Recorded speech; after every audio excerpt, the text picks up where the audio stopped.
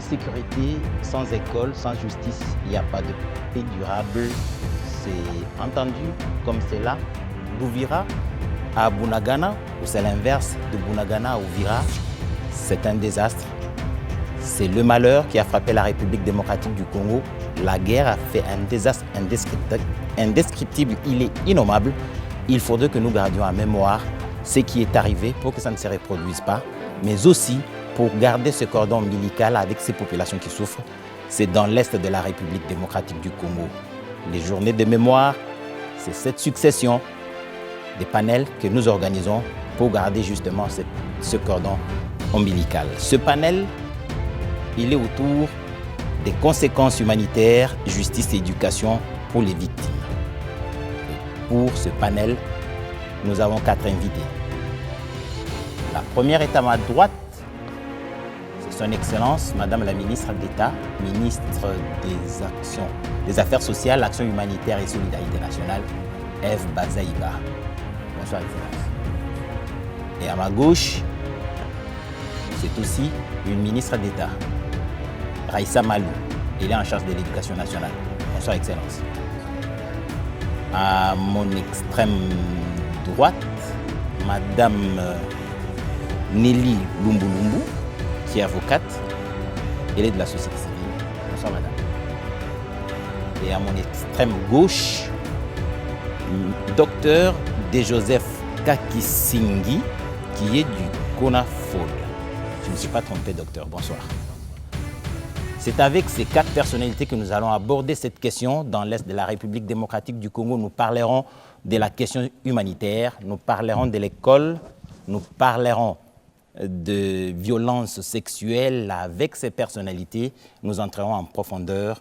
Vous avez le temps de le découvrir au cours de ce panel. La première question, je vais la poser à Madame Lumbulumbu, Nelly. Quand vous regardez l'Est de la République démocratique du Congo aujourd'hui, de Bunagana à Uvira, un désastre certain, déplacement de population, des questions humanitaires qui se posent avec acuité. Comment vous décrivez cette situation d'emblée? Merci beaucoup, monsieur le journaliste. Je voudrais d'abord vous remercier pour l'invitation que vous m'accordez et surtout cette opportunité que vous me donnez de pouvoir échanger avec leurs excellences. C'est aussi un signe de respect que je voulais dire.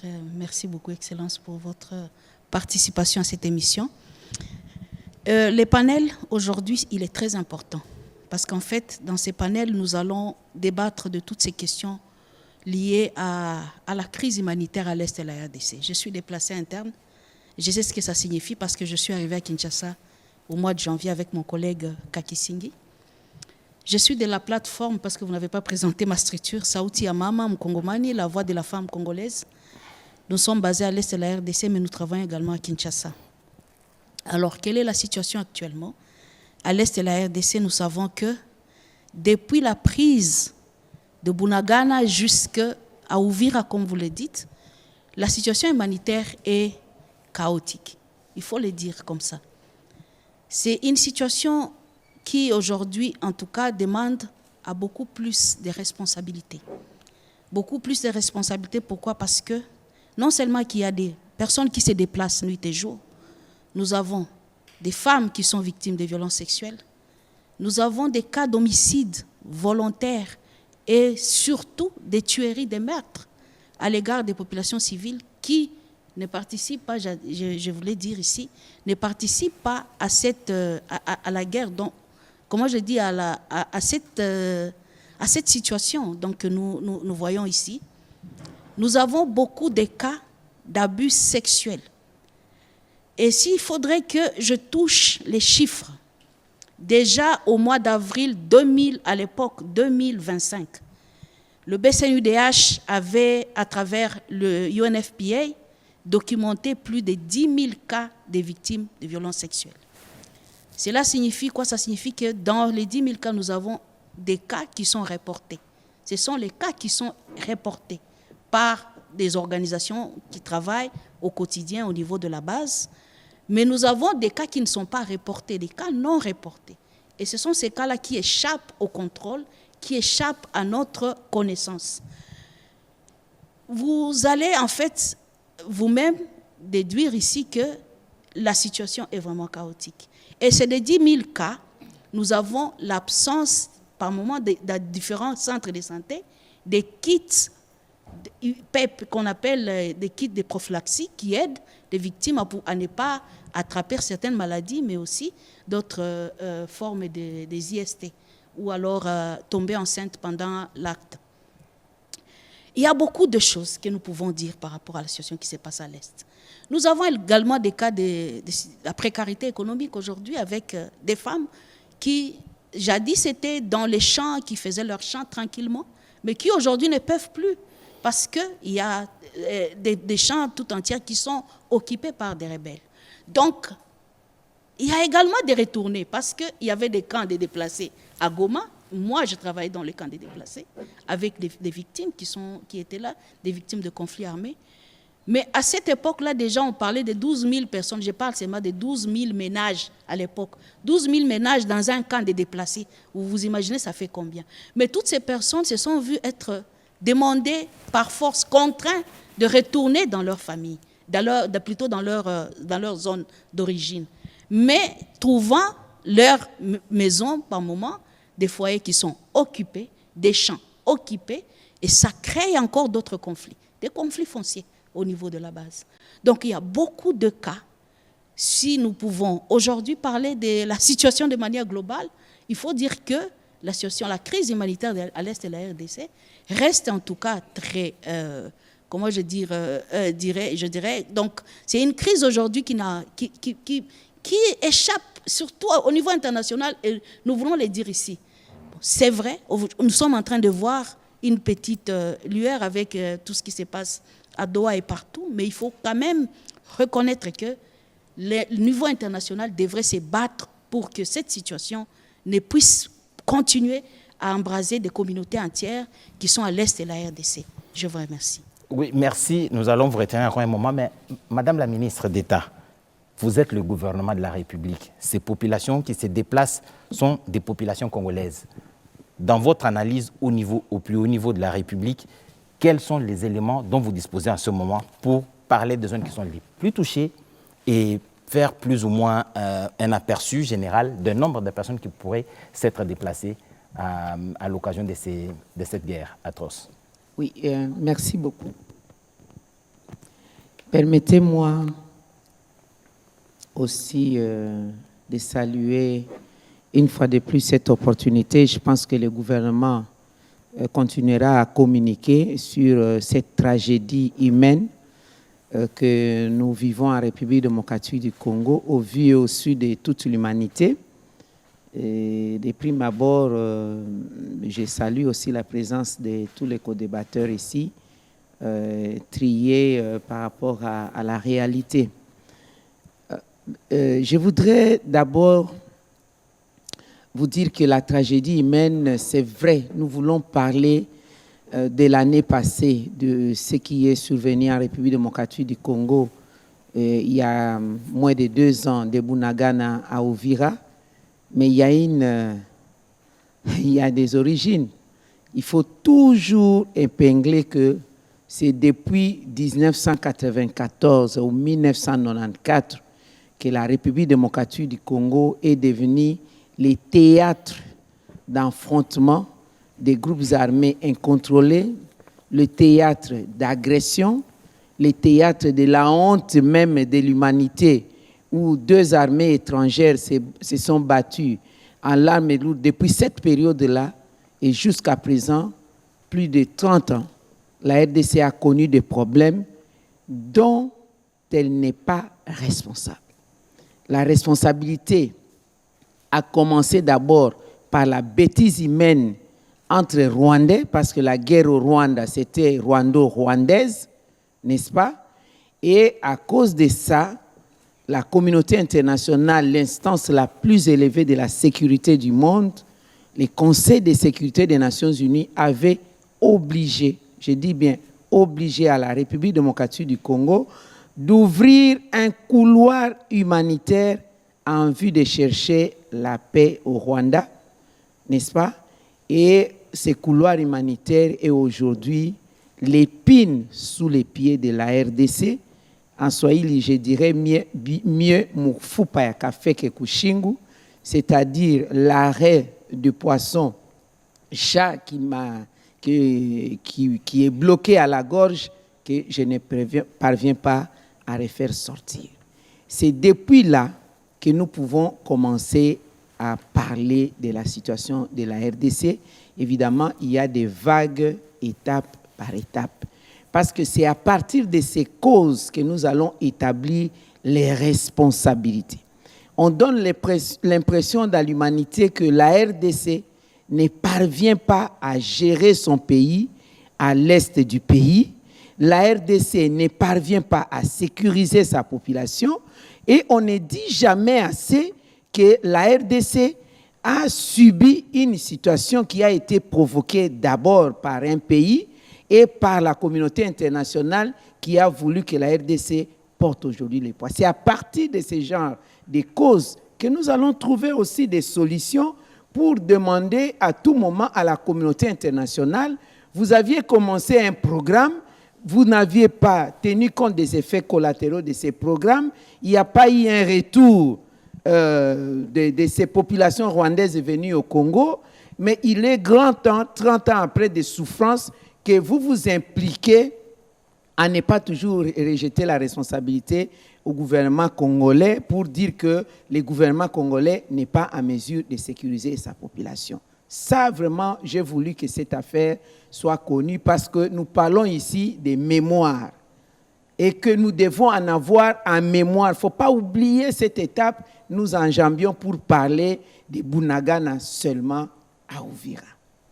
Alors, maintenant, si nous parlons des événements récents, le gouvernement congolais, en collaboration bien entendu avec les structures, les institutions concernées, internationales avec lesquelles nous collaborons, nous avions procédé à des projections de comment est-ce que humanitairement nous allons prendre en charge la situation des interventions humanitaires.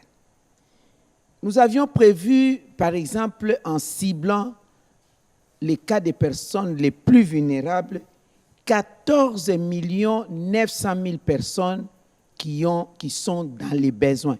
14,9 millions de personnes qui sont dans les besoins, qui seront dans les besoins en 2026. Et que pour ce faire, il nous faut environ aussi à l'équilibre 14 milliards de dollars américains ou son équivalent pour devoir les venir en aide. Là, je n'épingle que les déplacés internes et les retourner. Les venir en aide en termes d'abri, de soins de santé et des kits, si vous voulez, de réinsertion ou de stabilisation des soudures là où ils vont rentrer chez eux. Et conditionné par le fait que nous allions dans une pente vers la paix. Ces statistiques-là ont été présentées officiellement le 1er décembre. Malheureusement,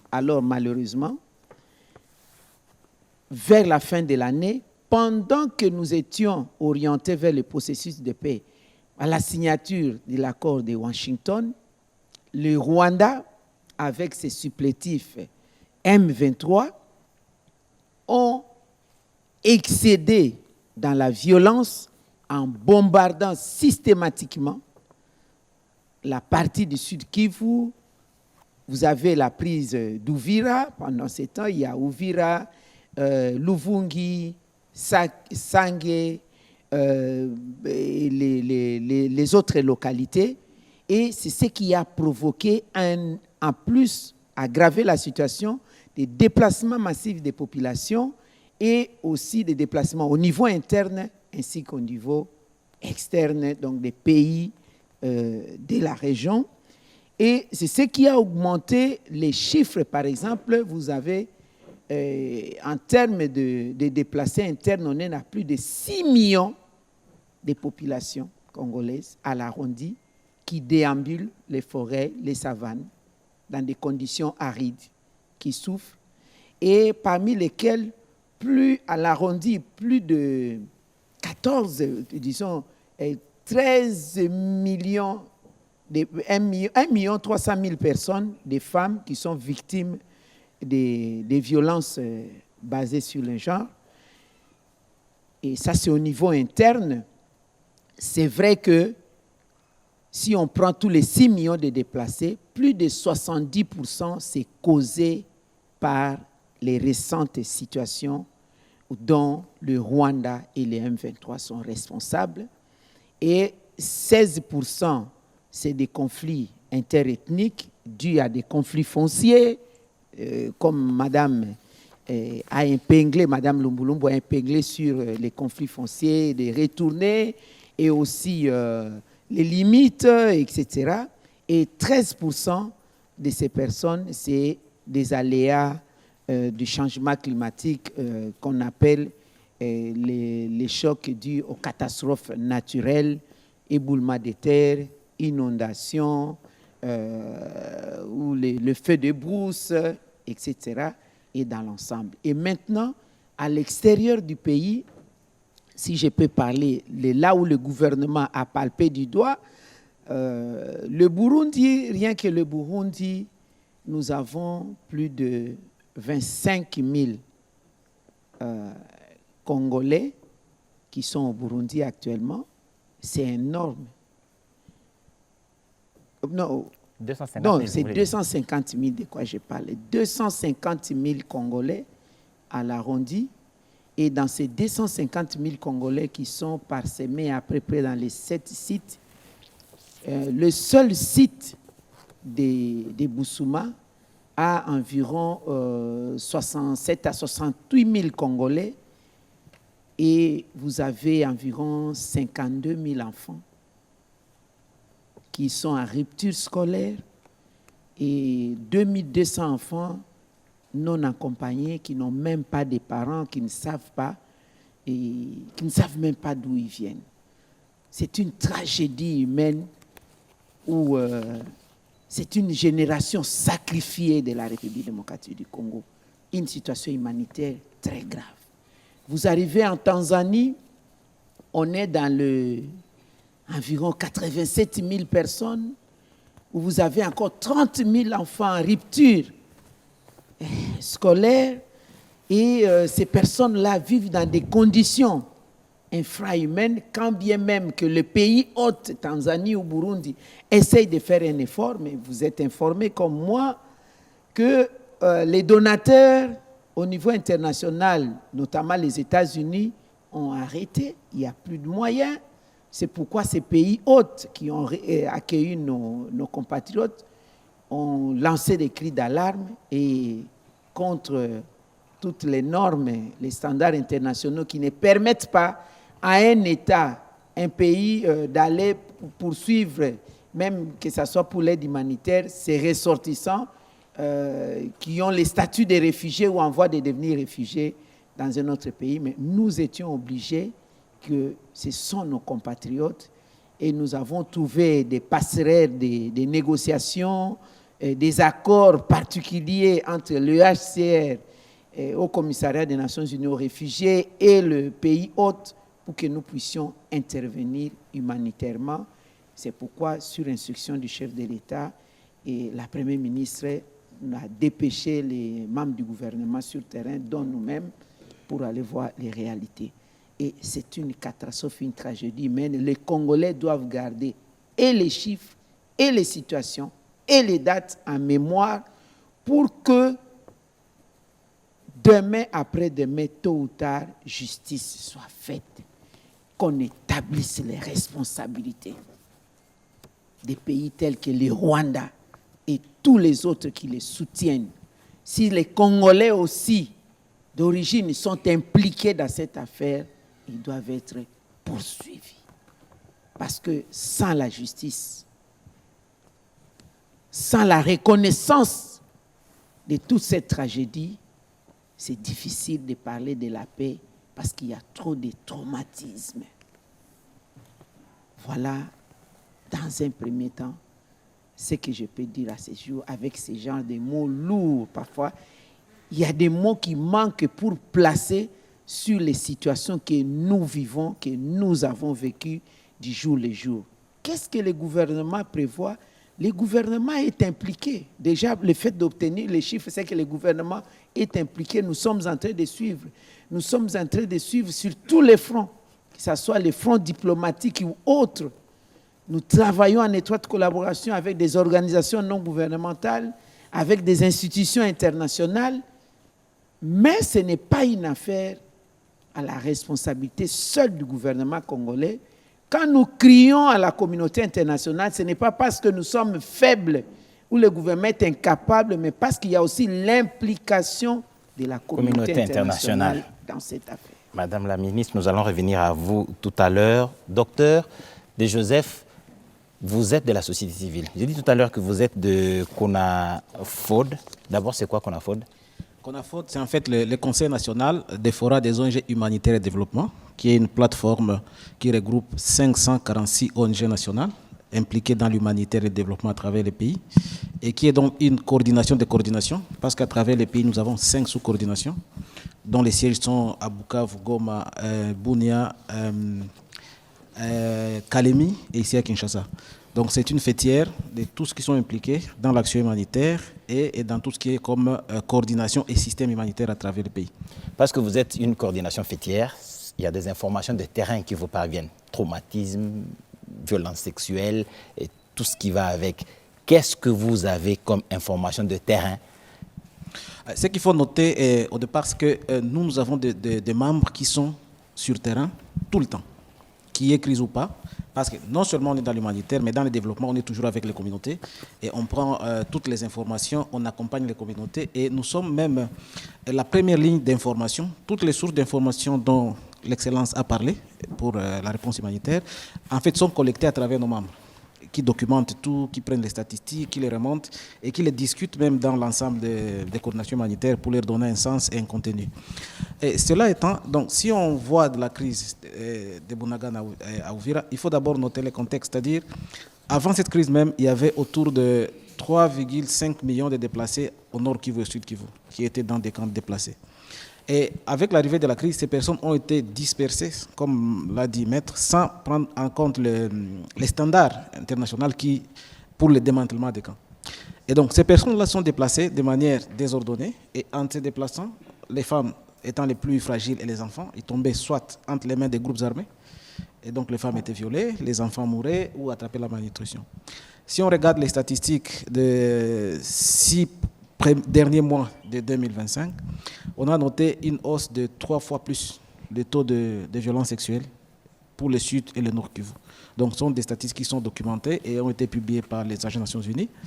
Et comme on a noté un taux de mortalité pour la malnutrition qui était très élevé jusqu'à 10%, jusqu'à 10 fois plus, pour 3 raisons. Parce qu'on sait que la crise actuelle, nous la qualifions de triple crise, même quadruple crise. Pourquoi? Parce qu'elle est d'abord sécuritaire, parce qu'elle entraîne des déplacements liés à la guerre, comme l'Excellence l'a dit. Et aujourd'hui, on ne sait pas évaluer la quantité exacte des déplacés, parce que, comme vous le savez, il y a des déplacés qui se cachent. Parce qu'être déplacé devient comme une accusation. Si on se déclare déplacé, on estime qu'on accuse certaines personnes qu'il y a des problèmes, alors qu'il faut faire semblant comme si tout va bien, tout le monde se porte très bien. Il y a des violences aujourd'hui, j'en ai parlé une fois. Comme gynécologue, je suis médecin gynécologue à la base, donc on voit des choses dramatiques et traumatisantes. Quand on entend parler de violences sexuelles ou de violences basées sur le genre, on ne sait pas avoir l'idée exacte si on ne l'a jamais vécu. Et ce sont des femmes en fait qui sont prises, pas parce qu'on a envie d'avoir du plaisir, mais parce qu'on veut les détruire mentalement et physiquement. Et ce sont des femmes qu'on détruit avec des bouts de fusil, avec des sticks d'arbres, et quand elles nous arrivent, elles sont totalement détruites. Et quand on le voit, on se dit, est-ce qu'un être humain peut avoir une imagination si sale pour arriver à un tel niveau de destruction? Et là, le grand travail que nous avons, c'est les reconstruire en fait, et essayer de leur donner la reconstruction physique et la reconstruction mentale.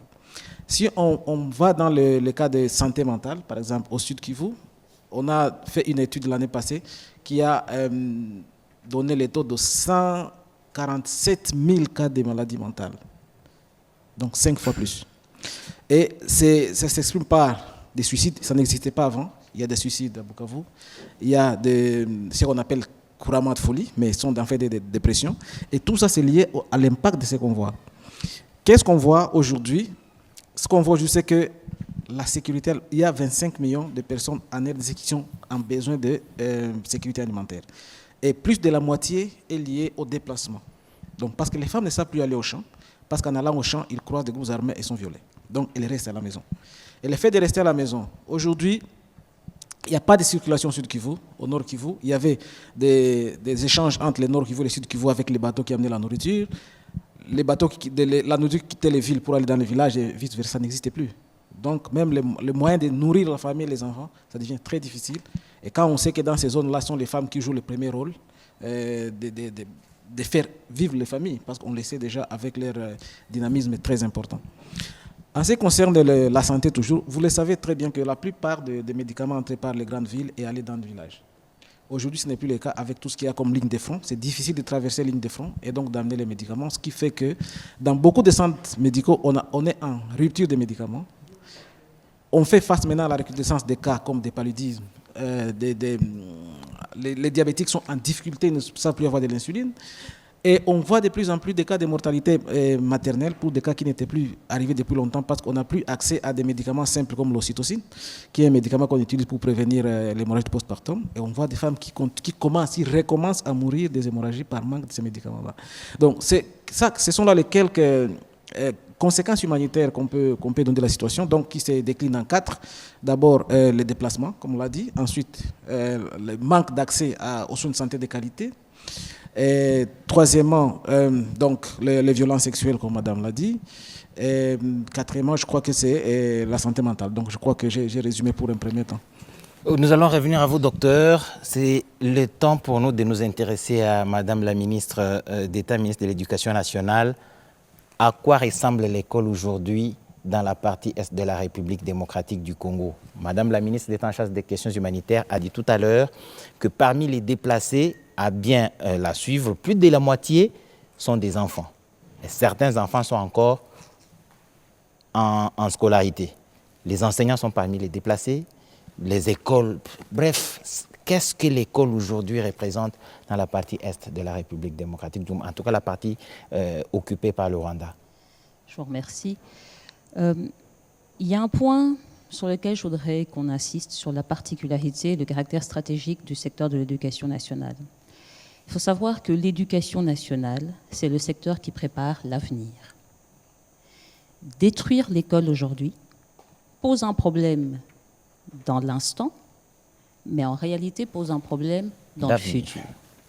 Et c'est ça qu'il faut que toutes les parties, que tout le monde et toutes les communautés aient bien conscience.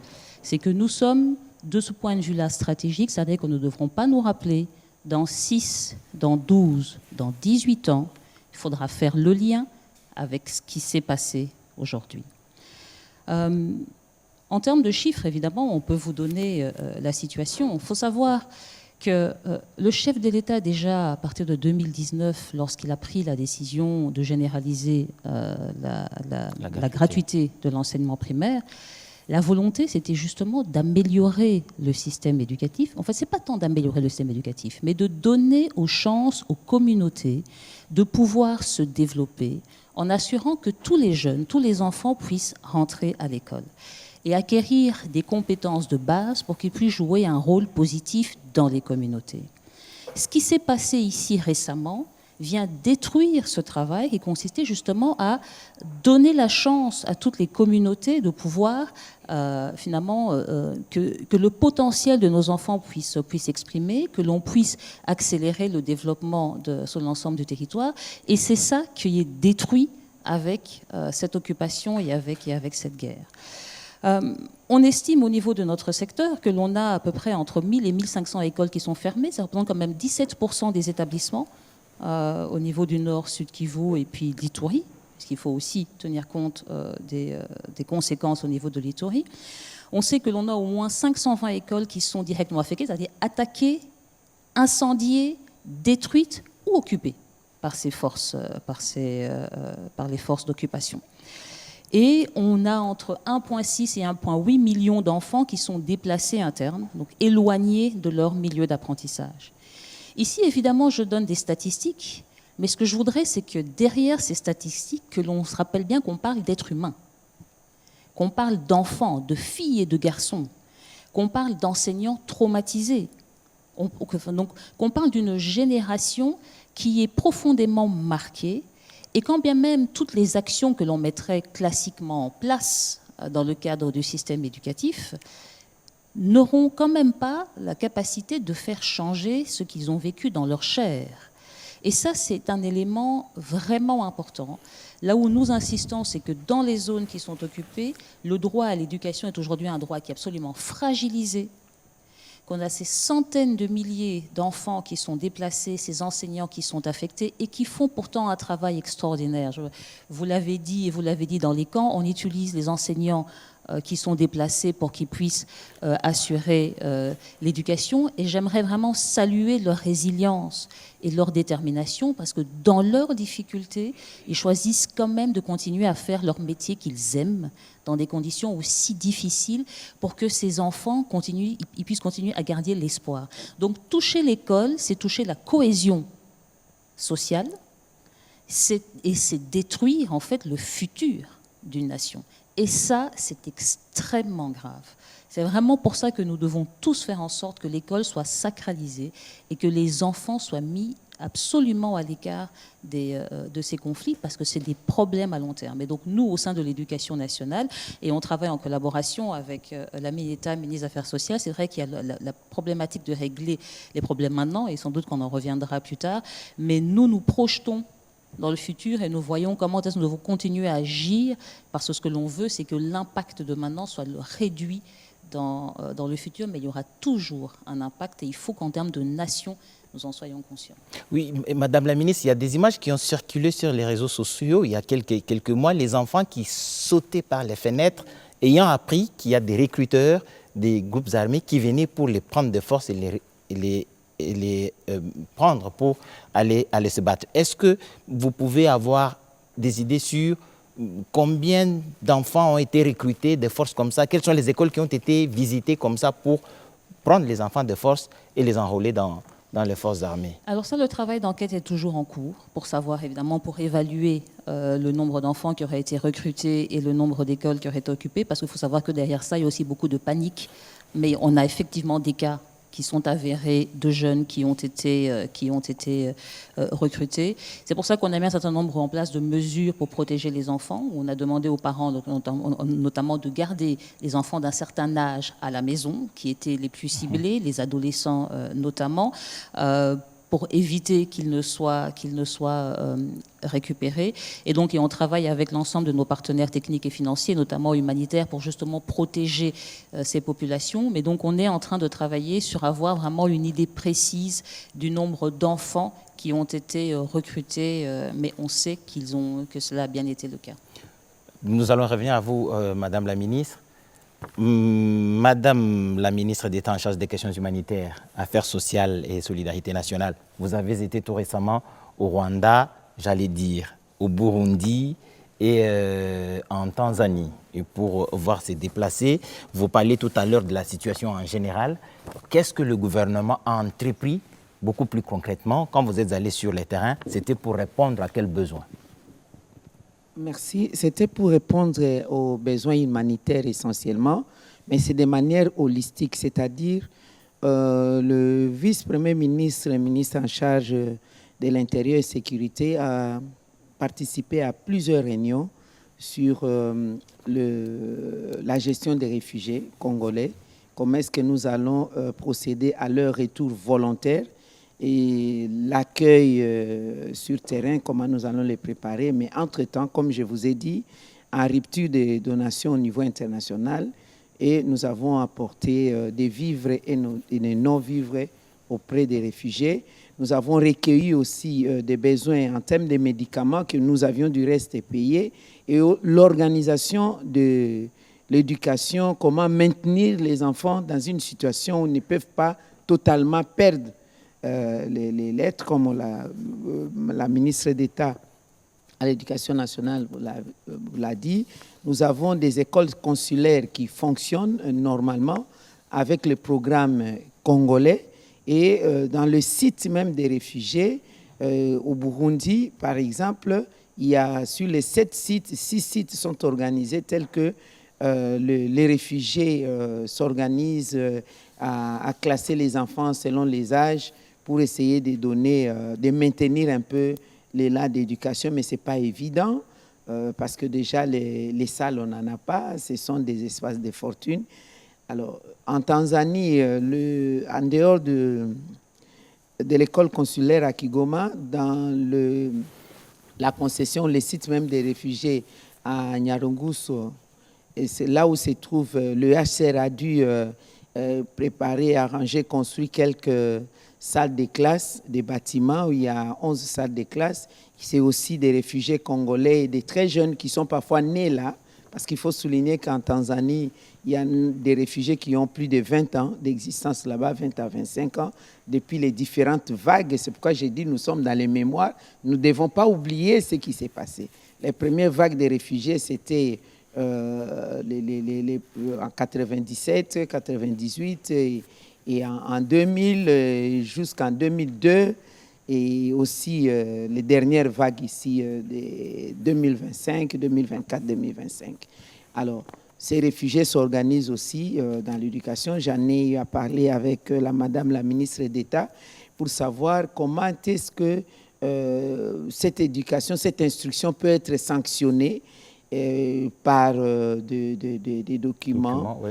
et comment est-ce qu'on peut les intégrer dans les cursus congolais. Ben voilà, c'est ce que le gouvernement a fait et nous poursuivons. Nous poursuivons, on était avec le ministre en charge des Congolais de l'étranger, parce que c'est déjà les Congolais qui sont à l'étranger. Nous étions aussi avec le ministre des Droits humains, dans le cadre des droits humains, droit à l'éducation, droit à la vie, etc. Donc chaque ministère sectoriel concerné est en train d'y travailler. Nous pensons que nous sommes dans l'approche des retours volontaires de tous les réfugiés congolais et la réinsertion de tous les déplacés au niveau interne. Oui, Madame Lamy, c'est aussi un autre problème qui se pose là. Les écoles consulaires sont sursaturées, ils ne peuvent pas recevoir tous ces enfants. Il y a besoin justement qu'ils gardent le rythme d'apprentissage. Ce problème aussi des réévaluations quand ils seront revenus, est-ce que les niveaux qu'ils vont avoir vont correspondre au niveau local? Comment au ministère de l'Éducation vous gérez ce genre de problème? Qu'est-ce que vous entrevoyez comme solution? On a fait quand même plusieurs mesures. Par exemple, avec l'inspection générale, on a assuré de rendre plus facile l'inscription des enfants lorsqu'ils étaient déplacés, de faciliter leur réinscription dans d'autres écoles. Il faut savoir que le gouvernement a pris en charge les examens d'État pour le Nord, Sud, Kivu et l'Ituri, et on va certainement refaire ça également cette année. Et donc, on place, comme l'a dit la ministre d'État, ministre des Affaires sociales, également des espaces temporaires d'apprentissage, parce qu'il y a des situations où l'enseignement ne peut pas continuer de manière normale. Et donc, on établit ça, on travaille avec l'inspection générale pour mettre en place des programmes adaptés pour ces enfants, de manière à ce qu'ils puissent quand même acquérir les compétences, les savoirs de base minimales, qu'on puisse assurer cela avant de revenir à la normale. Donc il y a plusieurs mesures que prend l'inspection pour faciliter les réinscriptions. On prend en charge l'examen d'État, on met en place des espaces temporaires d'apprentissage. Il faut savoir que l'on a rendu officiel l'enseignement à distance, qui se fait à la fois en ligne ou offline. Ça a été justement rendu officiel et il cible en priorité les zones qui sont occupées. Donc le ministère met en place toute une série d'actions pour faciliter les choses dans ce contexte extrêmement difficile.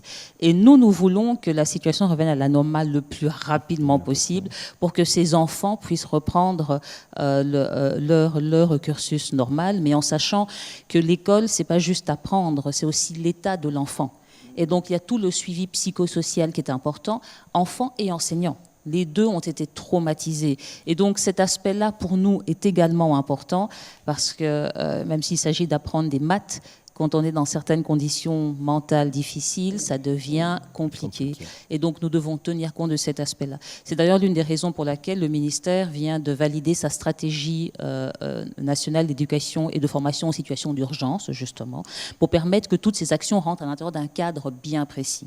Et ça, c'est aussi l'une des actions qui a été menée par le ministère pour que l'on puisse mettre les bases, donner le cadre pour répondre à la situation. Voilà, docteur Desjoseph, vous avez dit tout à l'heure que vous êtes gynécologue, vous êtes à la tête d'une structure qui est la fêtière de plusieurs autres structures, vous avez les informations de première main, en tout cas de façon générale. Quand vous recevez ces différentes plaintes, ces différents traumatismes que vous constatez sur le terrain, qu'est-ce que vous avez comme besoin prioritaire? Qu'est-ce que les victimes attendent directement des autorités ou de tous ceux qui doivent leur venir en aide? Qu'est-ce qu'ils attendent concrètement? Il faut d'abord bien expliquer les cursus que suivent les femmes quand ils arrivent. La première étape, c'est quand elles subissent un viol. Elles subissent un viol, soit elles viennent vers un centre spécialisé, soit elles arrivent dans un centre le plus proche, soit elle est recueillie par les ONG, nos membres. Et la première phase, c'est l'écoute. Quand on l'écoute, on essaie de savoir qu'est-ce qui est plus urgent. On sait que le médical passe avant. Et quand le médical passe avant, c'est-à-dire on doit se rassurer, on la protège contre des grossesses non désirées, qu'on la protège contre les infections, et on voit si sa vie est menacée directement, si elle a des traumatismes qui nécessitent une chirurgie, et cela passe en priorité. Donc le premier besoin déjà à ce stade, c'est en fait pouvoir avoir les kits PEP et les kits d'intervention rapide. Parce que ça sont des choses que toutes ceux qui sont en première ligne, les organisations, les sociétés sont déjà préparées à faire en sorte que quand une femme est victime de viol, on sait qu'on doit déjà lui donner ces médicaments-là qui préviennent certaines infections, notamment aussi le VIH, et les grossesses non désirées, et ainsi de suite. Alors, donc le premier besoin, c'est l'approvisionnement en kit PEP, et l'approvisionnement aussi en équipement médical pour la première chirurgie d'urgence sur les traumatismes gynéco-périnéales, vaginopérinéales qui arrivent dans ce sens-là. La deuxième chose, ce sont en fait des préparations des équipes d'accompagnement psychosocial. Parce que les traumatismes dont sont victimes ces femmes n'est pas seulement un traumatisme physique, mais c'est aussi un traumatisme mental très profond. Parfois, les gens se disent, une femme qui a été violée, pourquoi on en dit trop, mais il faut être dans la situation, il faut le voir, ou pour les femmes, il faut les vivre pour le savoir. C'est une destruction. Parce que, comme nous le savons, c'est que l'humanité a des plus précieux, c'est en fait la femme. C'est en fait la femme. Toute l'humanité, tout ce qu'on a comme, pour les hommes, une fierté, c'est quand on sait qu'il prend bien soin de sa femme, et il élève bien ses filles. Et ça, c'est donc, quand on touche à la femme, c'est en fait, on détruit l'orgueil de l'humanité. Comme vous le savez, est-ce que vous savez que sans homme, la vie peut continuer. Donc, les femmes peuvent continuer à faire des enfants parce qu'on appelle la parthenogénèse, donc sans même l'intervention de l'homme. Mais sans la femme, la vie s'arrête. Alors, donc, c'est quelque chose de si précieux, de si important qu'il faut avoir à l'esprit et qu'on doit protéger. Et c'est là que je disais que quand un homme s'attaque à la femme pour la détruire, pour moi, c'est quelque chose qui va au-delà de l'imagination. Parce qu'en fait, c'est l'autodestruction en soi. En détruisant la femme, on ne sait même plus garantir sa propre progéniture parce qu'on n'aura pas une femme pour faire les enfants et donc pour se perpétuer sa propre histoire. Et selon l'État dit, quand on a des équipements en kit PEP, quand on a des hôpitaux qui sont approvisionnés, il faut aussi, parce que le traitement doit être holistique, il faut aussi avoir beaucoup de moyens pour la réintégration. Donc l'accompagnement de ces femmes dans les cursus de la réconciliation avec soi-même, parce qu'elle a été détruite. En fait, la réconciliation avec la communauté, parce qu'aussi c'est là une faute que je trouve assez inacceptable. Quand une femme a été victime d'une violence ou d'un viol, la communauté a tendance à l'exclure, donc à la refuser. Alors qu'elle n'a pas demandé ça, elle a été victime et la communauté, je dirais, entre guillemets, n'a pas été en mesure de la protéger contre cette violence. Et donc on doit avoir l'étape là de la réconcilier avec la communauté et de la réinsérer. Et là, on est dans le cadre de même la sociale et même l'éducation pour les jeunes filles, où la femme, on doit créer un environnement qui lui donne assez de garanties, assez d'estime de soi. Et c'est là que les organisations comme Sauti Amam Congoman, ils imaginent des approches comme des approches où on permet à une femme de se réinventer, donc de se reconstruire, de déconstruire d'abord cette image négative qu'on a fait d'elle en la violant, ainsi de lui permettre de reconstruire une image positive, de lui donner un métier, de lui donner une autonomie financière. Parce que nous sommes dans une société où on sait qu'aujourd'hui, c'est la femme qui prend presque 70% des charges de la famille. Et donc, si cette femme revient avec des possibilités d'autonomie financière, d'autonomie et un certain leadership, ça lui permet de se réinsérer dans la communauté et donc d'avoir l'estime de soi. Et donc, brièvement, c'est le parcours que nous suivons et que nous, avec tous les collègues qui sont sur le terrain, avec toutes les organisations qui sont impliquées dans ça, c'est ce parcours-là qui est fait et avec des niveaux différents, avec des spécialisations différentes selon les organisations.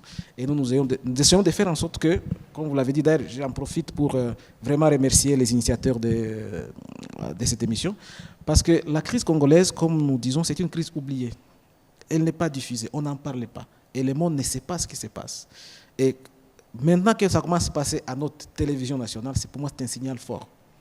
Que nous avons pris conscience de notre propre crise et que nous devons nous mettre dans les dispositions d'y mettre fin et de nous unir pour que toutes ces atrocités cessent.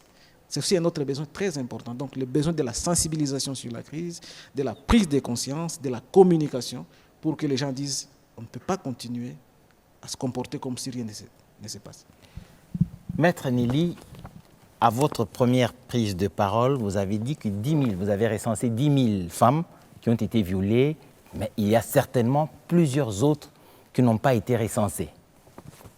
Vos organisations respectives sur le terrain, comment elles procèdent pour aider celles qui ne se sont pas fait enregistrer ou celles qui ne se sont pas fait recenser à prendre conscience de ces drames et comment elles peuvent, elles aussi, amorcer ce processus de réparation? Merci beaucoup. En fait, il faut savoir que nous procédons par des séances de sensibilisation dans la communauté où on essaye de donner des informations, surtout en matière de confidentialité, parce que pour la plupart de ces victimes, elles refusent de parler de leur situation par crainte de représailles ou alors le regard des autres. Alors on essaie de rassurer que nous allons les aider et nous allons les accompagner dans tout le processus. Docteur De Joseph a déjà épinglé presque tout le processus, comment il se passe. Mais je sais que au-delà de tout ce que nous vivons aujourd'hui, vous pouvez donner tout ce qu'on a dit, la prise en charge à une femme qui a été victime de violences sexuelles. Mais comme on est en train de parler de mémoire, il faudrait qu'on continue. Et ça, je le dis en tout cas avec sérieuseté, qu'on continue à sensibiliser les communautés pour qu'elles gardent ces informations. Parce que pour la plupart des fois, nous allons intervenir alors que nous avons déjà perdu, pour la plupart des fois, nous avons perdu presque toutes les preuves. On a perdu toutes les preuves et c'est difficile pour nous de dire est-ce que demain nous allons agir avec de telles victimes qui s'ignorent et qui refusent de parler. Il y a tout un travail qui doit être fait, surtout en matière d'appui psychosocial. Des communautés aujourd'hui qui sont traumatisées, des femmes qui sont traumatisées et qui refusent par moments de parler, qui refusent et qui se disent qu'elles n'ont pas besoin que leur histoire soit connue. Pourquoi? Parce que s'il y a cette question de réparation qui se pose au niveau des communautés, elles se disent bien, je suis d'accord de pouvoir en parler, mais après, qu'est-ce que je vais recevoir? Parce que ce sera plus la honte et ma communauté va être derrière moi pour m'abandonner. Et tout ça, donc nous essayons quand même de rassurer, mais il faudrait qu'il y ait un travail qui soit fait. Un travail en tout cas de fond et de forme. Quand je parle de forme, ça veut dire que je vois toutes ces structures qui sont alignées dans le circuit où tout le monde doit agir. Mais dans le fond, il faudrait voir qu'est-ce que nous donnons à ces femmes après. Quelle est l'assurance que nous donnons à ces femmes que cette situation qui est arrivée ne pourra plus revenir? C'est aussi ça. Parce qu'il y a par moments des femmes dans différentes communautés qui ont été victimes de plus de 3 fois des viols. Elle a été victime en 2013. Elle a été victime, je ne sais pas, en 2006, 2008, là. Et elle se retrouve encore être victime aujourd'hui. Ça, c'est une situation chaotique et catastrophique, surtout pour les victimes, les survivants de violences. Mais il y a aussi la situation des jeunes filles. Aujourd'hui, nous avons des jeunes filles qui se disent, bon, est-ce qu'on peut quand même accepter d'aller dans dans des ménages juste parce que nous n'avons rien à faire. L'école, comme on l'a dit, c'est vrai, l'école est là. Mais c'est quelle école? On sait que pour la plupart des fois, surtout dans les milieux où il y a les villes sont prises par les rebelles, elles ont peur d'aller à l'école. Qui va partir à l'école alors qu'elle sait que sur les chemins de l'école, elle peut être attrapée par je ne sais pas qui et être violentée ou être violée? C'est tout ça qu'elles se disent, bon, je préfère rester à la maison parce que je pense... Et tout ça, nous sommes en train de perdre, surtout les histoires qui peuvent documenter le mémoire. Nous devons documenter sérieusement le mémoire. Ça, c'est le travail de la société civile, nous le faisons, mais aussi avec beaucoup de difficultés. Beaucoup de difficultés, pourquoi? Parce que nous avons comme l'impression que ce travail-là, ce n'est pas un travail qui est aujourd'hui très bien considéré. Même au niveau des différentes communautés, il y a des communautés qui se disent, est-ce qu'il faudrait vraiment donner des informations? Pourquoi? Parce que moi, quand je viens, je suis un agent moniteur, je viens avoir les informations. À la fin, dans une communauté où les gens ne mangent presque pas, vous voyez, il y a toutes ces difficultés. Les gens ont beaucoup de difficultés pour avoir à manger. Mais la personne te dit, mais ici déjà, les gens je ne sais pas, je ne vais pas citer les noms, mais je pense qu'il y a quand même lieu de pouvoir en dire, presque toutes les économies sont parties. Les femmes ne font absolument rien.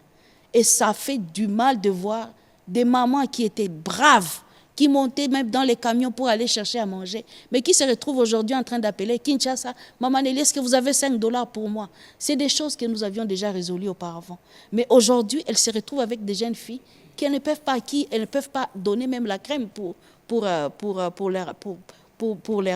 leurs enfants. Donc il y a beaucoup de choses qui se font sur les terrains et sur lesquelles, en tout cas, moi j'apprécie beaucoup cette émission. Je me dis, ça c'est une prise de conscience, mais elle doit être collective. Elle ne va pas seulement se résumer ici à Kinshasa. On doit fournir un effort pour que dans toutes les communautés, que l'on sache que nous devons commencer la documentation, nous devons continuer avec la documentation plutôt, et avoir des informations. Et comment il faut les faire? Il faudrait s'assurer que ceux qui le font sont aussi sécurisés, mais aussi qui gardent des informations, en tout cas dans des lieux qui sont sûrs. Quel est l'outil qu'on nous a donné pour documenter? Ça aussi, c'est un autre cas. C'est là que je me dis, je me tourne vers leurs excellences. Nous devons mettre en place un outil qui soit plus, qui nous aide à pouvoir avoir toutes ces informations-là pour bien garder ces mémoires. Sinon, on sera à la fin, on ne saura pas vraiment avoir des informations qui soient plus concrètes. Et j'implore, s'il est faut, que nous ayons des séances de travail, pas seulement au niveau des chaînes de radio, je ne sais pas, mais au moins qu'on ait même une task force qui parle de tout ça et qui essaye d'avoir des informations collectées, des vraies informations avec des gens qui sont sur le terrain dans le CONAFOD. Je suis membre de CONAFOD parce que presque toutes les organisations sont membres aujourd'hui de CONAFOD. Nous avons des moniteurs qui sont sur le terrain mais qui travaillent difficilement. Et dans la clandestinité possible, on sait que les M23, je voudrais aussi dire un point, c'est en rapport avec les violences sexuelles. Aujourd'hui, on peut parler des violences sexuelles, c'est ici à Kinshasa.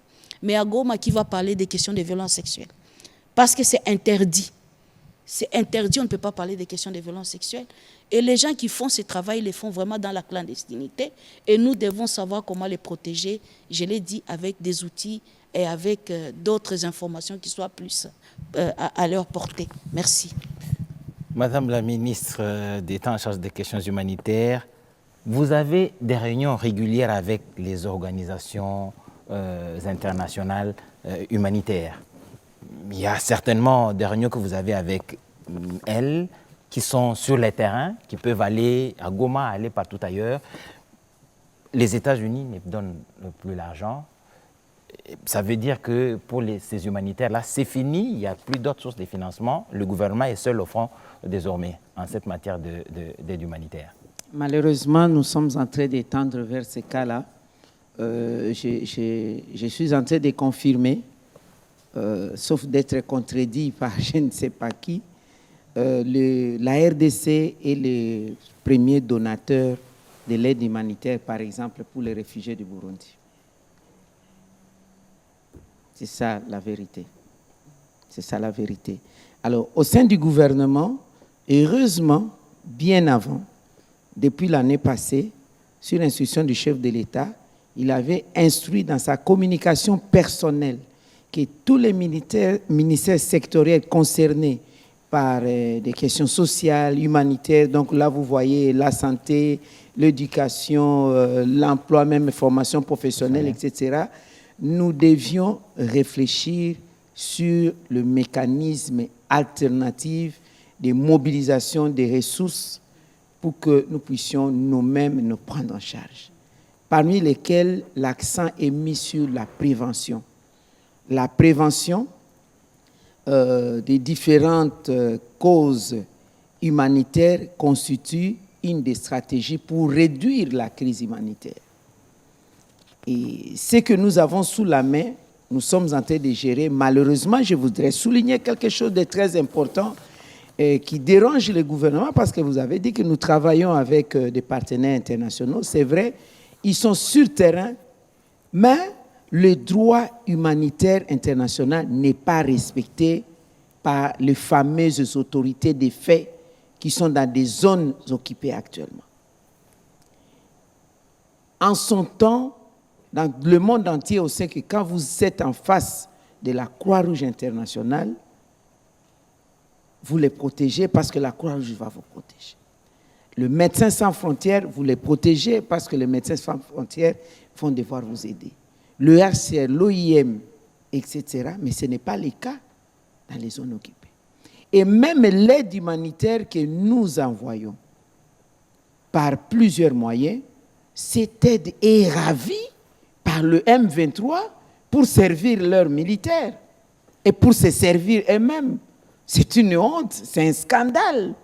Vous prenez de la farine, de l'huile, des médicaments réservés aux personnes sinistrées, déplacées, dont vous êtes responsable de cette situation. C'est ça un autre problème qui nous dérange. Et l'accès même pour monitorer cela, nous faisons un effort, justement, comme Madame l'a souligné, que les moniteurs sont en train de travailler en clandestinité. Nous sommes en train de documenter. Le ministère des Droits humains documente, le ministère de la Justice aussi. Donc, il y a ces cadres-là qui est mis en place. Il y a des outils, il y a des serveurs qui sont gardés, parce que lorsque nous allons prendre l'étape de la justice, nous avons besoin des éléments de preuve. Nous avons des éléments audiovisuels. Nous avons des éléments palpables, des enquêtes, des rapports d'enquête. C'est pourquoi vous avez vu, les gouvernements, entre autres, avaient fait un effort diplomatique pour obtenir la convocation de la session extraordinaire du Conseil des droits de l'homme en 2025 et la désignation d'un expert international sur des questions de violations des droits de l'homme survenues dans cette partie du territoire de la RDC, notamment le nord et le sud Kivu. Et nous avons aussi des démarches maintenant pour épingler aussi l'Ituri, et que nous ne devons pas oublier qu'il n'y a pas que la partie de Goma. Nous avons Beni, nous avons Lubero. Aujourd'hui, des coins comme Ocha, Irengeti, Mbao sont devenus les triangles de la mort, jusqu'à Komanda, et avec tendance de venir vers Mambasa, vers Bafouassende, dans la Chopo. Vous savez que nous étions récemment victimes des drones kamikazes, d'abord des drones de reconnaissance dans notre aéroport de Bangoka, et ensuite des drones kamikazes. Successivement, nous avons, le FARDC ont pu détruire 18 drones, n'est-ce pas? Parce qu'ils sont dans les démarches de chercher, si nous les coinçons vers Uvira et Luvungi et Sud Kivu là-bas, et ils veulent passer par la Chopo. Ils ne jurent que par la Chopo. Et donc, le gouvernement est en train de faire des efforts dans tous les sens pour que nous puissions recouvrer la paix et la paix durable. Nous sommes ici dans l'approche de la durabilité, mais nous insistons aussi à l'international. Je suis obligé, parce que je travaille avec les internationaux, j'ai même demandé parfois à ses partenaires de mettre l'accent sur la violation du droit humanitaire international. Parce que si nous ne mettons pas l'accent sur ça, ça sera très difficile. L'aéroport de Goma a été fermé depuis plusieurs années. Et on impose aux humanitaires internationaux des documents. Ils ont les visas pour toute l'étendue du territoire. On leur impose les visas. On leur impose d'ouvrir les cargaisons de l'humanité, des produits humanitaires qu'ils ont, même à leur déposer pour qu'eux aillent donner aux populations. Est-ce que les militaires incontrôlés tels qu'ils sont habilités à aller donner de l'aide humanitaire aux populations? L'élément confiance ne pourrait pas exister. Donc tout ça, on est traumatisé, les humanitaires sont traumatisés. Parfois, ils se demandent, est-ce que le fait pour nous de rester dans cette partie d'occupation des faits constitue avaliser cette situation, ou le fait pour nous de quitter, ça serait abandonner la population. Donc on met même les humanitaires dans une situation de dilemme total. Donc ça aussi, c'est quelque chose de très important qui ne peut pas être résolu seulement au niveau du gouvernement congolais, c'est au niveau de la région, en tenant compte de tout ce qu'il y a comme droit humanitaire international. Même les droits de guerre n'est pas respecté, où vous allez bombarder les camps de réfugiés. Vous allez couper l'eau, l'électricité. Vous bombardez l'hôpital. Vous bombardez la prison. Vous vous rendez compte? Et vous bloquez les frontières pour que l'aide humanitaire ne passe pas. Nous allons chuter. Nous gardons tout ça en mémoire. Oui, nous gardons tout ça en mémoire. Mais, Madame la ministre, nous allons terminer, mais avec vous, le président de la République, dans une de ses interventions, surtout devant les jeunes, il a dit que dès que les zones seront libérées, les zones sous emprise rwandaise seront libérées, il va y avoir un plan d'urgence, ça c'est une certitude. Mais dans le domaine de l'éducation, on a parlé tout à l'heure des enfants traumatisés, qui reviennent dans une situation psychologique difficile. Est-ce que les enseignants seront formés pour prendre en charge ce type d'enfants? Est-ce que dans le programme d'enseignement national, il va y avoir des ajouts sur cette question de mémoire? Il faudrait que les enfants d'aujourd'hui et de demain sachent ce qui s'est passé pour se comporter plus ou moins différemment dans l'avenir. Tout à fait. Je vous ai parlé de la stratégie sectorielle de l'éducation et de la formation en situation d'urgence. Et dans le cadre de cette stratégie, il y a un des principes directeurs qui est le triple nexus, donc qui est humanitaire, développement et paix.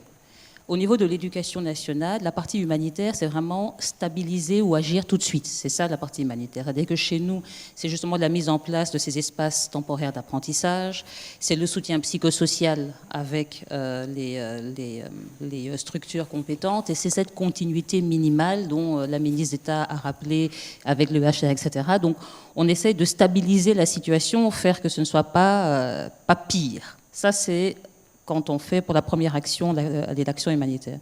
Puis au niveau du développement, c'est là qu'on aura justement de travailler sur la réhabilitation. Donc il va falloir reconstruire ces écoles. Il ne faut pas oublier qu'il y a des écoles qui ont été bombardées, où il y a peut-être des engins non explosés. Donc il y a tout un assainissement qu'il va falloir faire dans ces écoles. On ne peut pas autoriser que nos enfants aillent dans ces écoles s'il n'y a pas eu, avec les services spécialisés, une étude pour les rendre propres.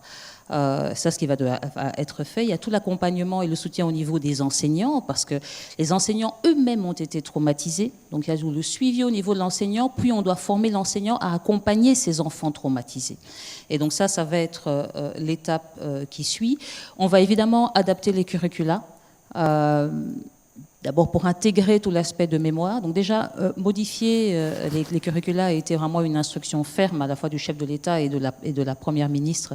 Vous savez que l'on doit intégrer tout ce qui est le génocoste, qu'on doit intégrer autant l'histoire récente. Et donc, les programmes de sciences et de mathématiques, comme vous savez, avaient déjà été rénovés. Notre priorité, c'est maintenant tout ce qui est histoire, qui doit intégrer ces aspects. Donc les curricula doivent être adaptés, mais aussi être adaptés en se disant les situations d'urgence vont malheureusement devenir la normale. Pas la guerre. On sait que la guerre, nous voulons l'arrêter, même si on a toujours des conflits. Mais il y a des problèmes de changement climatique, etc. Et donc, nos populations, sur l'ensemble de notre territoire, sont souvent mises dans ce type de situation. Et donc, il y a une adaptation des curricula pour qu'on puisse systématiquement s'adapter, avoir un système éducatif plus résilient. Et puis, je vous l'ai dit, il y a cette mise en place de l'enseignement à distance, qui est vraiment important. Notamment, vous parliez de ces jeunes femmes, de ces filles qui ne peuvent plus aller à l'école. C'est là l'importance de la radio, des médias, etc., pour que l'enseignement puisse continuer si elles ne peuvent plus aller à l'école.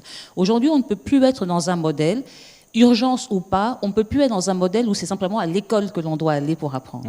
Et donc, on doit utiliser l'ensemble des dispositifs à notre disposition pour pouvoir faire continuer et accélérer, rendre plus efficace, augmenter la qualité de notre enseignement. Donc, l'enseignement à distance joue un rôle absolument essentiel et c'est pour ça que le ministère, dans ses premières priorités, a rendu officiel cet enseignement.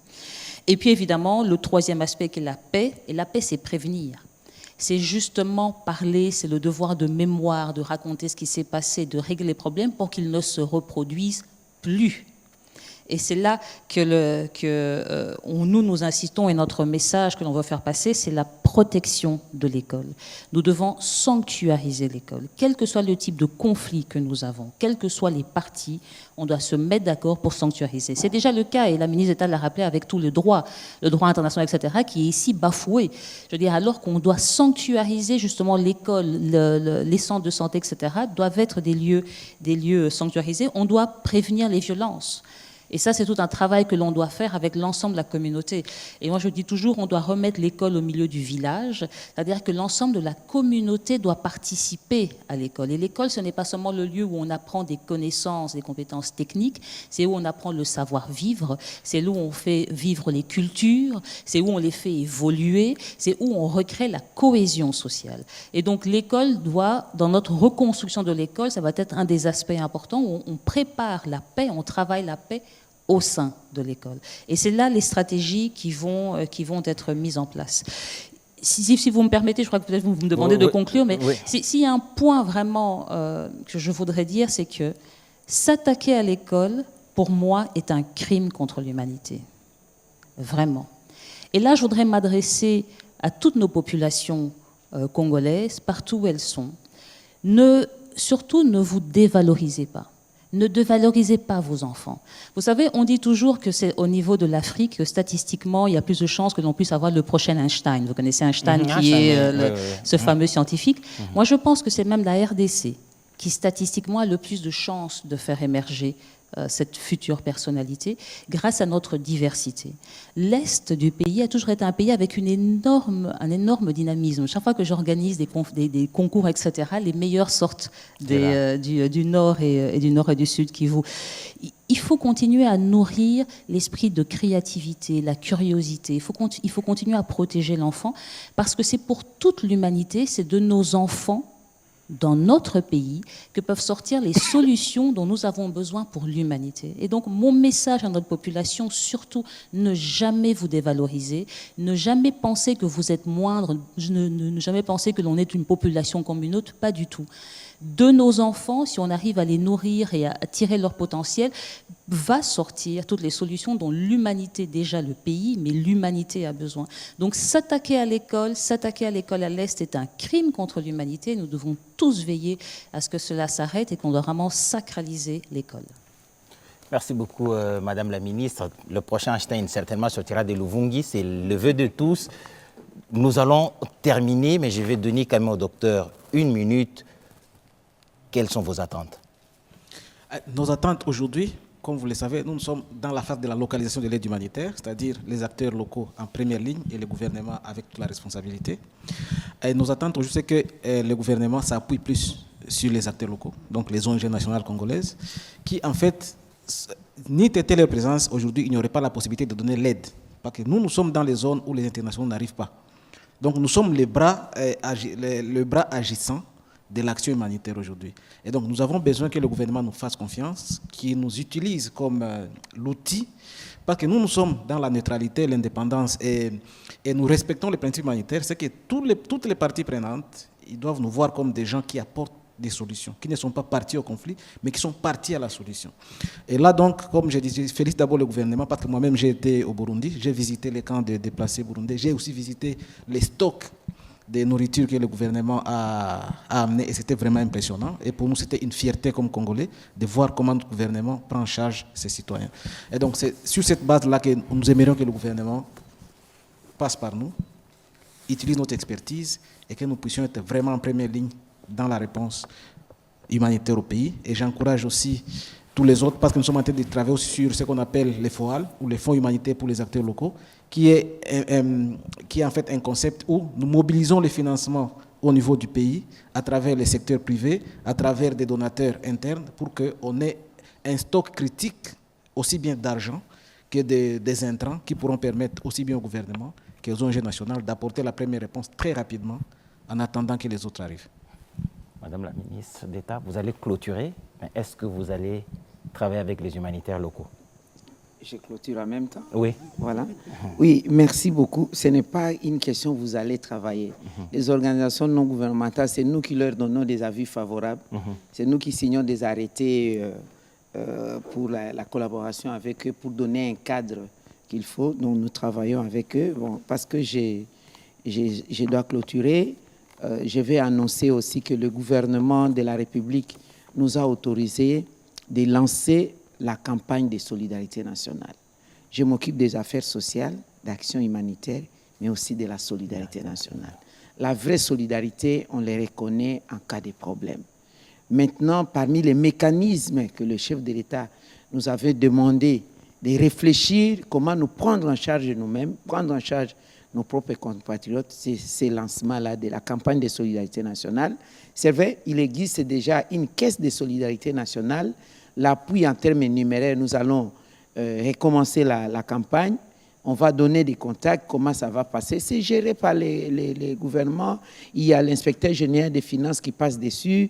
Donc, il faut qu'il y ait le capital confiance. Deuxièmement, ça sera maintenant le non-numéraire, c'est-à-dire tout ce qu'il y a comme vivre et non-vivre. C'est lui qui en aura d'appui. Nous allons devoir ouvrir des centres sur toute l'étendue du territoire. Naturellement, on va commencer par le siège des institutions. Nous sommes en train de nous employer à préparer les cadres parce qu'il y a même des partenaires, des investisseurs ici qui ont par exemple des vivres-faits, mais le ministère des Affaires sociales n'a pas une chaîne de froid. Il y a des alimentations qui veulent donner des petits, comme des yogourts, tout ça aux enfants, mais on n'a pas cette chaîne de froid de protection. Nous avons besoin des entrepôts et tout et tout. Donc, nous sommes en train de nous y atteler pour cette solidarité. Et grâce à cette solidarité, nous parvenons à asseoir les créneaux actuels du ministère des Affaires sociales, Action humanitaire et solidarité nationale qui se trouve être redonner les sourires aux Congolais, réconforter tous les Congolais en vue de leur donner l'espoir d'un lendemain meilleur. Donc, nous sommes appelés à intervenir auprès des déplacés, des réfugiés, des personnes de troisième âge, des orphelins, des sinistrés de toutes sortes, au nom du chef de l'État, à leur redonner les sourires, le réconfort et l'espoir de lendemain meilleur, évidemment, grâce à l'accompagnement de la coordination du gouvernement par son Excellence Madame la Première ministre. C'est ce que nous sommes en train de faire. Merci beaucoup. Ministre d'État, ministre des Affaires sociales, Action humanitaire et solidarité nationale, Ève Bazaïba, merci Excellence d'être venue. Je vous remercie. Ministre d'État, ministre de l'Éducation nationale, Raissa Malou, merci Excellence d'être venue. Merci beaucoup pour l'invitation. Merci à Dr Joseph Kakisingi. Merci, Kakisingi, merci d'être venu. Vous êtes du CONAFOD. Je vais faire un effort pour ne pas écorcher l'organisation très prochainement. Maître Nelly Lumbulumbu, merci d'être venu. Merci beaucoup. Nous avons donc fini ce panel qui a porté sur les conséquences humanitaires, justice et éducation pour les victimes. C'est notre devoir.